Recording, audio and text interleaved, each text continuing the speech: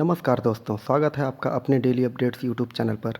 जैसा कि आप सभी को पता है कि हम लोग बीएड का सिलेबस समाप्त कर रहे थे, तो बीएड फर्स्ट सेमेस्टर का सेकंड पेपर हम लोग कर रहे थे, जिसमें first unit, second unit, third unit और फोर्थ यूनिट हम लोगों ने क्वेश्चन आंसर कर लिया है। अब ये लास्ट यूनिट है सेकंड पेपर का, फिफ्थ यूनिट। इसमें हम लोग पढ़ेंगे पाठ्यक्रम पाठ्यचर्चा का वैचारिक ढांचा, जिसमें जो टॉपिक है पाठ्यचर्चा, अवधारणा, उद्देश्य और प्रकार। सेकंड क्या है, पाठ्यचर्या निर्माण के सिद्धांत। थर्ड क्या है, एक अच्छी पाठ्यपुस्तक के लक्षण। और फोर्थ क्या है, शिक्षा और पाठ्यक्रम के उद्देश्यों के बीच संबंध। तो ये आपका लास्ट क्वेश्चन आंसर होगा सेकंड पेपर का। मतलब फिफ्थ जो है आपका यूनिट समाप्त हो जाएगा और सेकंड पेपर समाप्त हो जाएगा। इसके बाद मैं ये सोच रहा था कि फर्स्ट पेपर सेकंड पेपर आप लोगों का समाप्त हो चुका है। इसके बाद जो फिफ्थ आपका चैप्टर है वो है इन्वायरमेंट का। उसमें आप लोगों को एक दिन का भी गैप नहीं मिला हुआ है कि आप लोग रिवाइज कर पाएँ। तो मैं सोच रहा था कि एक जो यूनिट है फर्स्ट यूनिट उसका इन्वायरमेंट का, और एक जो यूनिट है वो थर्ड पेपर का, आप लोगों को एक एक यूनिट करके बता दिया जाए। जैसा भी आप लोग कहेंगे हम वैसा ही पढ़ा लेंगे, हमको कोई दिक्कत नहीं है। आप लोग बस कमेंट करके बता दीजिएगा। और कुछ बच्चे जो ये बोल रहे थे कि जो ऑब्जेक्टिव 4 होता है उसको आप मत बोला करिए, सीधे आंसर बोला करिए। तो जैसा होगा, क्योंकि मैं ऑप्शन जो होता है उसका इसलिए बोलता हूँ कि वर्ड जो है आप सुने रहें। और क्योंकि कम समय बचा हुआ है, वर्ड अगर आप लोग सुने रहेंगे तो वहाँ पे जाकर आपको आंसर निकालने में आसानी होगी। अगर वर्ड नहीं सुने हैं, लिमिट ही वर्ड सुने हुए हैं, पता लगे वहाँ पे आपने वर्ड ही नहीं सुना है, फिर दिक्कत हो जाएगी। जैसा आप लोग कहेंगे, अगर क्वेश्चन आंसर ही केवल बताना है, ऑब्जेक्टिव जो 4 ऑप्शन होते हैं वो 4 ऑप्शन नहीं बताना है, केवल आंसर ही बताना है, तो आप लोग प्लीज़ बता दीजिएगा कमेंट में, उसी के हिसाब से हम लोग पढ़ाई कर लेंगे। तो बढ़ते हैं हम लोग फिफ्थ यूनिट के क्वेश्चन आंसर की तरफ। क्वेश्चन 1, क्रिया प्रधान पाठ्यक्रम शिक्षा जगत की ऋणी है, ये कथन किसका है? Option A John Dewey, option B Smith महोदय, या ऑप्शन सी स्पेंसर महोदय, ऑप्शन डी रूसो महोदय। तो क्रिया प्रधान पाठ्यक्रम शिक्षा जगत की ऋणी है, ये जो कथन था वो जॉन डेवी महोदय का है। ऑप्शन ए सही है। क्वेश्चन 2, शिक्षा का नौपचारिक अभिकरण है। ऑप्शन ए परिवार, ऑप्शन बी समाज, ऑप्शन सी प्रौढ़ शिक्षा, या ऑप्शन डी राज्य। शिक्षा का नौपचारिक अभिकरण जो है परिवार है, ऑप्शन ए सही होगा। क्वेश्चन 3, समाज और विद्यालय में क्या संबंध है? तो ऑप्शन सी यहाँ पर समाज में विद्यालय एक अंग के रूप में है, यही समाज और विद्यालय में संबंध होता है। आप लोगों का बहुत बहुत धन्यवाद, आप लोगों ने मेरा सपोर्ट किया है। जैसा कि कल की वीडियो में आपने देखा होगा कि मेरे सब्सक्राइबर जो थे वो 245 थे, 240 थे, लेकिन एक वीडियो आपके द्वारा वायरल कर दी गई जिसमें कि मेरे जो सब्सक्राइबर हैं वो 917 आप लोगों को दिख रहे होंगे। तो अब इसे 1000 तक पहुंचाने की ज़िम्मेदारी आप लोगों की है। किसी भी तरह आप लोग 1000 तक इसे पहुंचाइए। इस वीडियो को देखने के बाद आपका ये कर्तव्य बनता है कि आप लोग मेरे लिए, क्योंकि मैं आप लोगों के लिए वीडियो लगातार ला रहा हूँ, इसको किसी तरह भी 1000 तक पहुँचाइए। क्वेश्चन नंबर 4, पाठ्यक्रम का संकुचित अर्थ है। ऑप्शन ए अध्ययन का क्रम, बी सिलेबस पाठ्यक्रम, ऑप्शन सी ए और बी दोनों, या उपयुक्त में से कोई नहीं। तो पाठ्यक्रम का संकुचित अर्थ है ए और बी दोनों। क्वेश्चन 5, कौन सा कथन सत्य है? तो ऑप्शन ए जो है आपका कथन जो है सत्य है। ऑप्शन ए क्या है, पाठ्यचर्चा पाठ्यक्रम की अपेक्षा जो होती है वो विस्तृत होती है, तो ये कथन आपका सही है। क्वेश्चन 6, क्रिया प्रधान पाठ्यक्रम किसकी देन है? तो ऑप्शन ए स्पियर्स महोदय का, ऑप्शन बी महात्मा गांधी जी का, ऑप्शन सी फ्रोवेल महोदय का, या ऑप्शन डी जॉन डेवी महोदय का। तो क्रिया प्रधान पाठ्यक्रम जो कि देन किसकी है? जॉन डेवी महोदय का, ऑप्शन डी सही है। क्वेश्चन 7, जनतांत्रिक पाठ्यक्रम होता है। ऑप्शन ए कठिन, ऑप्शन बी सरल, ऑप्शन सी रचीला, या ऑप्शन डी सरल से कठिन की ओर। तो जनतांत्रिक पाठ्यक्रम जो होता है वो लचीला होता है, मतलब ना कठिन होता है और ना ही सरल होता है, तो लचीला होता है, ऑप्शन सी। क्वेश्चन 8, प्रचलित पाठ्यक्रम निम्न में से किस पर बल देता है? ऑप्शन ए पुस्तकीय ज्ञान पर बल देता है, ऑप्शन बी संकुचित दृष्टिकोण पर बल देता है, ऑप्शन सी जीवन से संबंध नहीं है, या ऑप्शन डी उपरोक्त सभी। तो प्रचलित पाठ्यक्रम निम्न में से किस पर बल देता है? उपरोक्त सभी पर। पुस्तकीय ज्ञान पर भी बल देता है, संकुचित दृष्टिकोण पर भी बल देता है, जीवन से संबंध नहीं है, ऑप्शन डी उपरोक्त सभी सही होगा। क्वेश्चन 9, पाठ्यक्रम को मानव जाति के संपूर्ण ज्ञान और अनुभव का सार समझा जाना चाहिए, ये किसने कहा था? क्वेश्चन फिर से रिपीट कर देता हूँ। 9 जो है, पाठ्यक्रम को मानव जाति के संपूर्ण ज्ञान और अनुभव का सार समझा जाना चाहिए, ये कथन जो है ये फ्रॉवेल महोदय का है, ऑप्शन ए फ्रॉवेल महोदय ने कहा। क्वेश्चन 10, पाठ्यचर्चा का अर्थ है। ऑप्शन ए जो है पाठ्यक्रम और पाठ्य सहगामी क्रियाएं जो होती हैं उसे ही पाठ्य चर्चा का अर्थ कहा जाता है। पाठ्य चर्चा का अर्थ क्या होता है? पाठ्यक्रम एवं पाठ्य सहगामी क्रियाएं ही पाठ्य चर्चा का अर्थ होती हैं। ऑप्शन ए सही है। क्वेश्चन 11, जॉन डेवी के अनुसार शिक्षा एक त्रिध्रुवी प्रक्रिया है। ये क्वेश्चन जो है मैंने पहले ही चैप्टर में बताया था कि जॉन डेवी जो क्या मानते हैं, शिक्षा क्या होती है? त्रिध्रुवी प्रक्रिया शिक्षा होती है। किसके द्वारा? जॉन डेवी के द्वारा इन्होंने माना है। क्वेश्चन 12, पाठ्य चर्चा निर्माण के आधार हैं। क्या हैं आधार हैं? ऑप्शन ए दार्शनिक आधार है, ऑप्शन बी मनोवैज्ञानिक आधार है, ऑप्शन सी सामाजिक आधार है और ऑप्शन डी उपरोक्त सभी। तो उपरोक्त सभी होते हैं। जब भी पाठ्यक्रम निर्माण आपका किया जाता है तो केवल सामाजिक आधार पर या मनोवैज्ञानिक आधार पर नहीं, बल्कि दार्शनिक आधार पर, मनोवैज्ञानिक आधार पर, सामाजिक आधार पर आपकी पाठ्यचर्चा जो आपका पाठ्यक्रम होता है उसका निर्माण किया जाता है। अगर मेरी स्पीड फास्ट हो तो आप लोग स्लो करके देख लीजिएगा, क्योंकि मैं नहीं चाहता हूँ कि ये वीडियो लंबा बने, इसलिए मैं जल्दी जल्दी बोल रहा हूँ कि आप लोग सुन सकें और वहाँ पर जाके अधिक से अधिक क्वेश्चन कर सकें। टाइम आप लोगों के पास बहुत ही कम है, तो आप लोग स्लो करके सुन लीजिएगा। क्वेश्चन 13, राष्ट्रीय कोर पाठ्यचर्या जो होता है उसका क्या अर्थ होता है? तो ऑप्शन डी आपका सही है। क्षेत्रीय स्तर पर पृथक परंतु समान पाठ्यचर्या होनी चाहिए। क्वेश्चन 14, विद्यालयी पाठ्यक्रम में धार्मिक शिक्षा नहीं दी जा सकती है क्योंकि औपचारिक धार्मिक शिक्षा जो होती है प्रभावकारी नहीं होती है। तो ऑप्शन बी यहाँ पर आपका सही होगा। क्वेश्चन 15, निम्न में से कौन सा पाठ्यक्रम का सिद्धांत नहीं है? ऑप्शन ए व्यक्तिगत विभिन्नता का सिद्धांत जो होता है वो पाठ्यक्रम का सिद्धांत नहीं है। और ये भी पूछ सकता है कि कौन सा सिद्धांत पाठ्यक्रम का सिद्धांत है। तो ये जो तीनों हैं बी सी डी, बी क्या है? लचीलेपन का सिद्धांत, ये भी है पाठ्यक्रम जो होता है उसका सिद्धांत, और अचोलियता का सिद्धांत और स्थानीय आवश्यकता का सिद्धांत जो होता है वो पाठ्यक्रम का सिद्धांत होता है। और कौन सा सिद्धांत नहीं होता? व्यक्तिगत भिन्नता का सिद्धांत पाठ्यक्रम का सिद्धांत नहीं होता है। क्वेश्चन 16, कोर पाठ्यक्रम में क्या होता है? कोर पाठ्यक्रम में ऑप्शन सी कुछ विषय अनिवार्य होते हैं तो कुछ विषय ऐच्छिक होते हैं। तो ऑप्शन सी आपका सही है।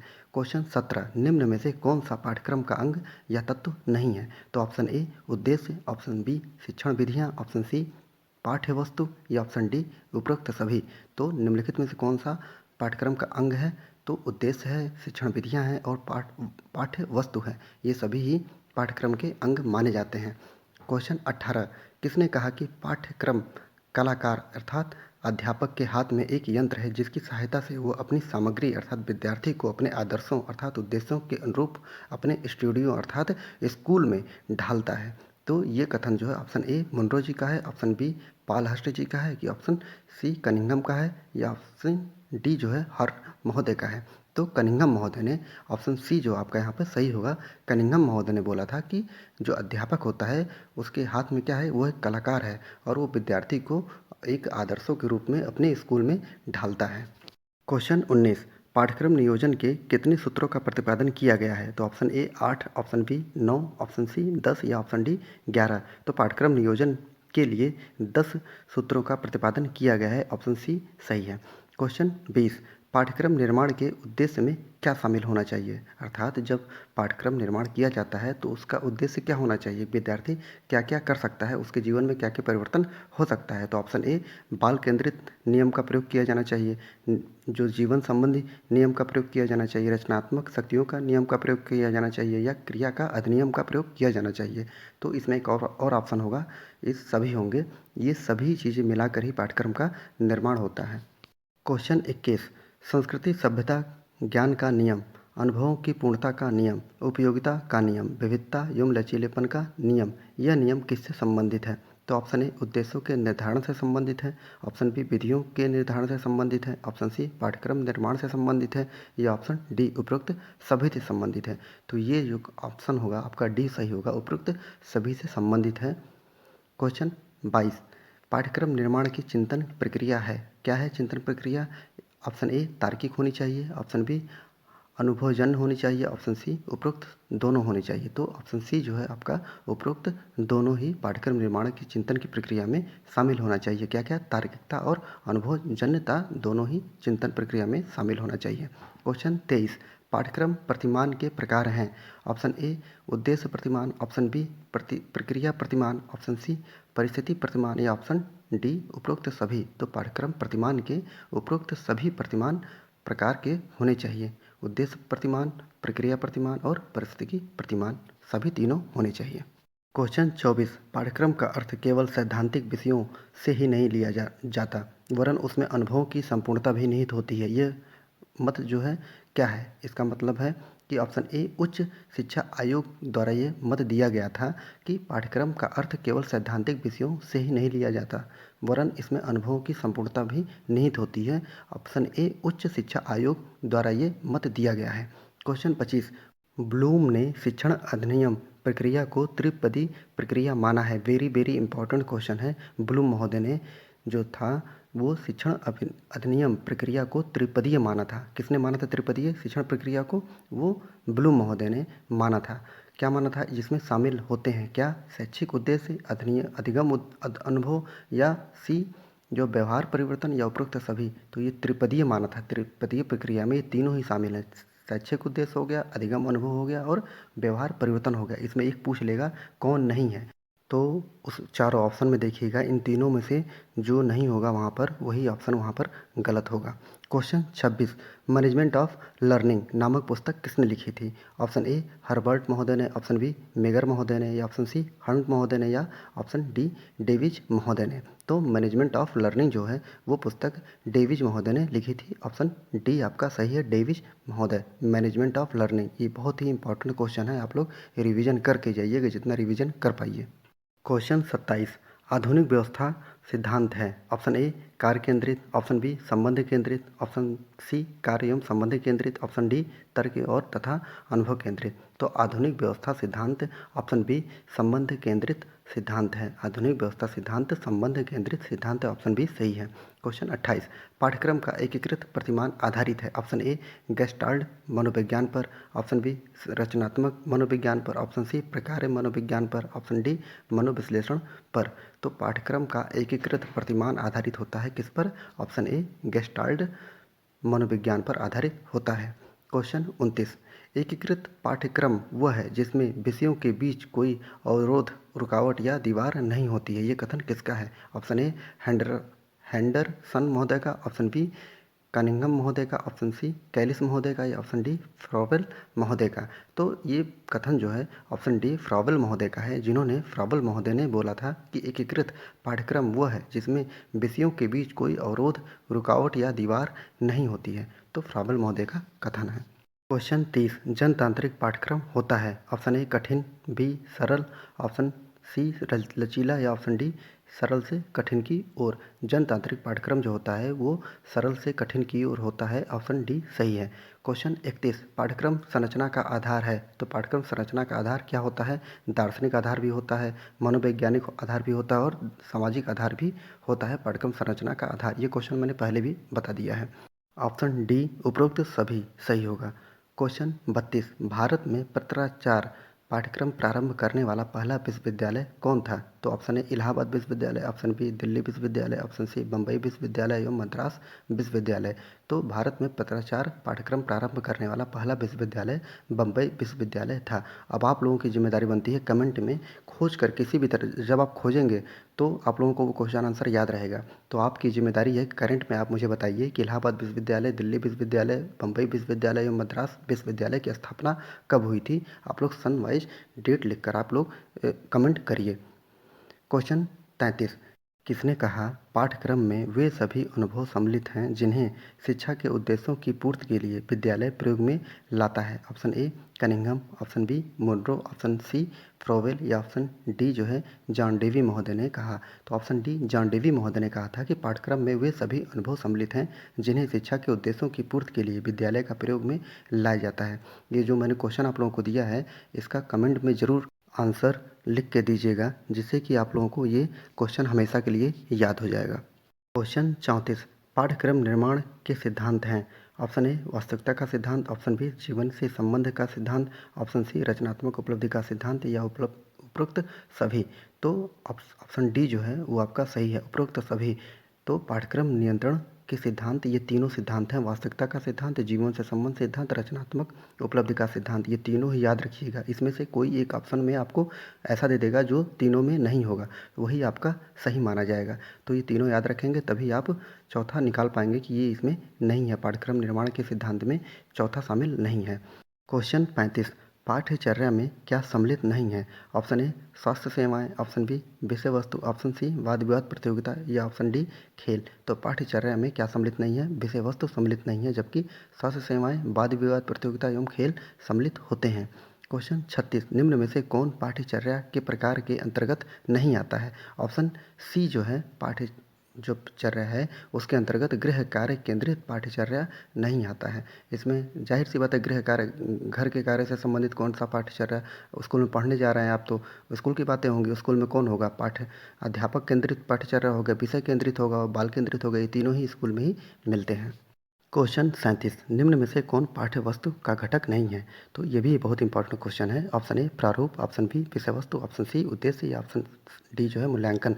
तो पाठ्य वस्तु का घटक नहीं है। तो ये क्वेश्चन याद रखिएगा आप लोग, ये 100% समझ लीजिए कि 99% ये आपका क्वेश्चन आने वाला है। ऑप्शन ए प्रारूप, विषय वस्तु और उद्देश्य जो होता है वो पाठ्यक्रम से संबंधित होता है, जबकि मूल्यांकन जो होता है वो पाठ्यक्रम से संबंधित नहीं होता है। क्वेश्चन 38, शिक्षा 3 स्तंभीय प्रक्रिया कही जाती है। इसके 2 स्तंभ हैं, अध्यापक और शिष्य। तीसरा स्तंभ क्या होता है? तो ऑप्शन बी जो देखिए आप, ऑप्शन बी पाठ्यचर्या जो होता है वो तीसरा स्तंभ होता है। पहला शिक्षक अध्यापक हो गया, दूसरा शिष्य हो गया और तीसरा पाठ्यचर्या। अध्यापक पढ़ाएगा, शिष्य पढ़ेगा और क्या पढ़ाएगा? पाठ्यचर्या ही, जो सिलेबस होगा वही पढ़ाएगा। तो ऑप्शन बी आपका सही होगा। क्वेश्चन 39, इनमें से कौन सा एक औपचारिक शिक्षा का अंग है? ऑप्शन ए औपचारिक शिक्षा का अंग पूछा है, जो कि आप जाकर पढ़ते हैं। तो क्या पढ़ते हैं? पाठ्यक्रम ही पढ़ते हैं। तो ऑप्शन ए पाठ्यक्रम होगा, जबकि समाज, धर्म एवं राज्य नहीं होगा। ये अनौपचारिक शिक्षा का अंग होते हैं। कौन? समाज, धर्म एवं राज्य, ये सभी अनौपचारिक, और जबकि औपचारिक पूछा है तो पाठ्यक्रम आपका आंसर सही होगा, ऑप्शन ए सही है। क्वेश्चन 40, पाठ्यक्रम का संगठन जितना दर्शन पर आधारित होता है उतना शिक्षा का कोई अन्य पहलू नहीं होता है। ये कथन किसका था? तो ऑप्शन ए रस्क महोदय का ये कथन था। रस्क महोदय ने ये बोला था कि पाठ्यक्रम का संगठन जितना दर्शन पर आधारित होता है उतना शिक्षा का कोई अन्य पहलू नहीं है। क्वेश्चन 41, पाठ्यक्रम की विभिन्न संकल्पनाएं क्या हैं? ऑप्शन ए अनुभव, बी विषय, सी उद्देश्य या डी शिक्षण कार्य होता है। तो पाठ्यक्रम का विभिन्न संकल्पनाओं में क्या क्या आता है? विषय आता है, उद्देश्य आता है, शिक्षण संकल्पनाएं आती हैं, जबकि अनुभव जो होता है वो पाठ्यक्रम में शामिल नहीं होता है। क्वेश्चन 42, शिक्षा के पाठ्यक्रम का निर्धारण होता है। शिक्षा के पाठ्यक्रम का निर्धारण कैसे होता है? ऑप्शन ए तत्व मीमांसा से, ऑप्शन बी ज्ञान मीमांसा से, ऑप्शन सी मूल्य मीमांसा से, ऑप्शन सी जो होता है वो तत्व मीमांसा एवं ज्ञान मीमांसा से। तो तत्व एवं ज्ञान मीमांसा से ही कि शिक्षा के पाठ्यक्रम का निर्धारण किया जाता है। इस समय रात के 3:30 बज रहे हैं और मैं आप लोगों के लिए वीडियो बना रहा हूँ, और आप लोगों के एक वीडियो के लिए मुझे 3-3 घंटे निकालने पड़ते हैं अपने टाइम से। अगर आप लोग मेरे लिए कुछ करना चाहते हैं कि मैं आप लोगों के लिए इतनी मेहनत करता हूँ, तो आप लोग कुछ अगर करना चाहते हैं मेरे लिए, तो बस आप लोग मेरा सपोर्ट करिए और चैनल को सब्सक्राइब कर लीजिए और उसको शेयर करिए, लोगों को बताइए, क्योंकि मेरा अभी नया चैनल है और अभी 917 सब्सक्राइबर हैं। आप लोग स्क्रीन पर देख सकते हैं 917 सब्सक्राइबर हैं। अब आप लोगों की जिम्मेदारी है कि इसे किसी भी तरह आप लोग 1000 तक पूरा करिए। बस मैं आज ही, आप लोग किसी भी तरह आप लोग पूरा करिए। आप लोगों की जिम्मेदारी बनती है कि मेरा सपोर्ट आप लोग करें।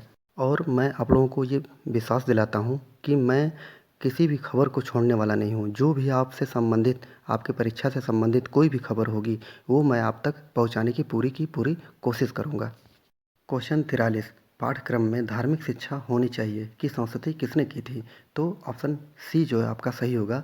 शिक्षा आयोग ने कहा था कि पाठ्यक्रम में धार्मिक शिक्षा होनी चाहिए। क्वेश्चन 44, किस समिति ने डॉक्टर राधाकृष्णन आयोग की धार्मिक शिक्षा की संस्तुतियों का अनुमोदन किया था? ऑप्शन ए माध्यमिक शिक्षा आयोग, ऑप्शन बी जो है श्री प्रकाश समिति, ऑप्शन सी कोठारी आयोग, ऑप्शन डी उपरोक्त में से कोई नहीं। तो डॉक्टर राधाकृष्णन आयोग की धार्मिक शिक्षा की संस्तुतियों का अनुमोदन डॉक्टर कोठारी आयोग ने किया था। ऑप्शन सी जो होगा कोठारी आयोग ने किया था। आप लोग याद रखिएगा, जितने भी शिक्षा से संबंधित आयोग बने हुए हैं वो सब याद रखिएगा। प्रेस से संबंधित, पेपर से संबंधित जो भी चीज़ें हैं आप लोग याद रखिएगा। अगर नहीं याद रखेंगे तो आप लोग मुझे बता दीजिएगा, मैं एक वीडियो बना दूंगा, लेकिन कमेंट करेंगे कम से कम 10-15 लोग, तभी मैं वीडियो बनाऊंगा। क्वेश्चन 45, पाठ्यक्रम में प्रमुख आधार हैं। पाठ्यक्रम के प्रमुख आधार क्या हैं? ऑप्शन ए सामाजिक, ऑप्शन बी मनोवैज्ञानिक, ऑप्शन सी उपरोक्त दोनों। तो सामाजिक और मनोवैज्ञानिक, ये क्वेश्चन पिछली बार भी मैंने पढ़ा दिया है पिछले वीडियो में। पाठ्यक्रम के प्रमुख आधार हैं सामाजिक और मनोवैज्ञानिक, दोनों आधार होते हैं। क्वेश्चन 45 पाठ्यक्रम के प्रमुख आधार हैं, ये तो मैंने बता दिया है क्वेश्चन। क्वेश्चन 46 देखते हैं। पाठ्यक्रम बालक के विकास के स्तर के अनुरूप बनाया जाना चाहिए तथा इसमें होना चाहिए, क्या होना चाहिए? उपरोक्त सभी जो डी ऑप्शन है वो होना चाहिए। अब देख लेते हैं। जिज्ञासा भी होना चाहिए पाठ्यक्रम में, यथार्थता भी होना चाहिए और सामान्यीकरण भी होना चाहिए। तो ये तीनों चीज़ें बालक के विकास के स्तर के अनुरूप बनाया जाना चाहिए। क्वेश्चन 47 यह एक मार्ग के सदृश है जिसका अनुसरण करके शिक्षक तथा शिक्षार्थी अपने गंतव्य स्थान तथा शिक्षा के उद्देश्यों को प्राप्त करते हैं। ऑप्शन ए बेंट एवं क्रोनेन वर्ग महोदय ने कहा था। Option B H C Henry महोदय ने। ऑप्शन सी रॉबर्ट उलीच महोदय ने, या ऑप्शन डी अरविंद चंद्रा महोदय ने। तो ये कथन जो है रॉबर्ट उलीच महोदय का है। उन्होंने कहा था कि यह एक ऐसा मार्ग है, मार्ग के सदृश है जिसका अनुसरण करके शिक्षक तथा शिक्षार्थी अपने गंतव्य स्थान तथा शिक्षा के उद्देश्यों को प्राप्त करते हैं। क्वेश्चन 38 निम्नलिखित में से कौन पाठ्यक्रम व पाठ्यचर्या में संबंध का वर्णन करता है? तो ऑप्शन ए जो यहाँ पर सही होगा। पाठ्यक्रम पाठ्यचर्या की अपेक्षा अधिक संकुचित होता है। मतलब कि पाठ्यक्रम जो होता है वो छोटा होता है और पाठ्यचर्या की अपेक्षा ये संकुचित होता है। पाठ्यचर्या जो है वो एक विस्तृत अवधारणा है और पाठ्यक्रम एक संकुचित रूप है। तो ऑप्शन ए यहाँ पर सही है। क्वेश्चन 49 पाठ्यचर्या निर्माण का कौन सा सिद्धांत नहीं है? तो ये भी बहुत बहुत इंपॉर्टेंट है, इसे बिल्कुल याद रखिएगा। पाठ्यचर्या निर्माण का कौन सा सिद्धांत नहीं है? ऑप्शन डी जो है पृथकता का सिद्धांत नहीं है। और इसमें से कौन है पूछ लेगा तो ये तीनों हो जाएंगे, भिन्नता एवं नवीनता का सिद्धांत, या व्यक्तिगत भिन्नता का सिद्धांत, या उपयोगिता का सिद्धांत। ये तीनों ही पाठ्यचर्या निर्माण के सिद्धांत होंगे, और जबकि पृथकता का सिद्धांत नहीं होगा। क्वेश्चन 50 पाठ्यचर्या के अंतर्गत वे समस्त क्रियाएं आती हैं जिन्हें शिक्षा के उद्देश्य की पूर्ति के लिए शिक्षालय प्रयोग में लगाता है। तो ऑप्शन ए क्या है? कनिंघम महोदय ने कहा था। कि ऑप्शन बी मुनरो महोदय ने कहा था। ऑप्शन सी रूसो महोदय ने, या ऑप्शन डी फ्रॉवेल महोदय ने। तो ये कथन जो है मुनरो महोदय ने कहा था। क्या कहा था? कि पाठ्यचर्या के अंतर्गत वे समस्त क्रियाएं आती हैं जिन्हें शिक्षा के उद्देश्यों की पूर्ति के लिए शिक्षालय प्रयोग में लाता है। क्वेश्चन 51 कौन सा सिद्धांत पाठ्यचर्या निर्माण के सिद्धांत से संबंधित नहीं है? तो ये भी याद रखिएगा कि ऑप्शन सी जो है स्वानुभूति का सिद्धांत जो होता है, क्या है? स्वानुभूति का सिद्धांत जो होता है वो पाठ्यचर्या सिद्धांत निर्माण के अंतर्गत नहीं आता है। तो ये तीनों आते हैं लेकिन लास्ट में सी नहीं आता है। ये क्वेश्चन बना के दे सकता है। तीनों आप लोग याद कर लीजिएगा कि तीनों कौन कौन से आते हैं पाठ्यचर्या निर्माण के सिद्धांत में। बालक की आवश्यकता एवं रुचि का ध्यान, उपयोगिता का सिद्धांत और रचनात्मकता का सिद्धांत, ये तीनों ही निर्माण आते हैं और एक सहानुभूति का सिद्धांत नहीं आता है। क्वेश्चन 52 पाठ्यक्रम निर्माण का आधार है, क्या है? तो उपरोक्त सभी है। ऑप्शन डी उपरोक्त सभी है। पाठ्यक्रम का निर्माण कैसे होता है? दार्शनिक आधार पर, मनोवैज्ञानिक आधार पर और सामाजिक और वैज्ञानिक आधार पर। ये तीनों इसमें सही है। क्वेश्चन 53 क्या है? पाठ्यक्रम निर्माण का कौन सा सिद्धांत नहीं है? तो ऑप्शन डी जो है आर्थिक संपन्नता का सिद्धांत पाठ्यक्रम निर्माण से संबंधित नहीं है। तो कौन कौन से हैं ये भी याद रखिएगा। 3 ऑप्शन देंगे, चौथा ऑप्शन नहीं मिलेगा। ऐसे क्वेश्चन आपको कंफ्यूज कर देंगे, इसलिए बहुत ही ज़रूरी था। इसीलिए मैं इम्पॉर्टेंट क्वेश्चन को मैं बार बार रिपीट कर दे रहा हूँ। आप लोग बस अच्छे से इसको रिवीजन कर लीजिए। क्वेश्चन 54 उपयोगिता रचनात्मकता एवं लचीलेपन का सिद्धांत संबंधित है, किससे संबंधित है? ऑप्शन सी से संबंधित है, पाठ्यक्रम निर्माण से संबंधित है। देखिए क्वेश्चन आ गया ना, उपयोगिता रचनात्मकता लचीलेपन का सिद्धांत किससे संबंधित है? पाठ्यक्रम निर्माण से संबंधित है। क्वेश्चन 55 बाल केंद्रित पाठ्यक्रम आधारित होता है, किस पर आधारित होता है? वो ऑप्शन सी मनोवैज्ञानिक विचारधारा पर आधारित होता है। अब आप लोग देख लीजिएगा, आर्थिक, दार्शनिक और शारीरिक विचारधारा पर आधारित नहीं होता बल्कि मनोवैज्ञानिक विचारधारा पर आधारित होता है बाल केंद्रित पाठ्यक्रम।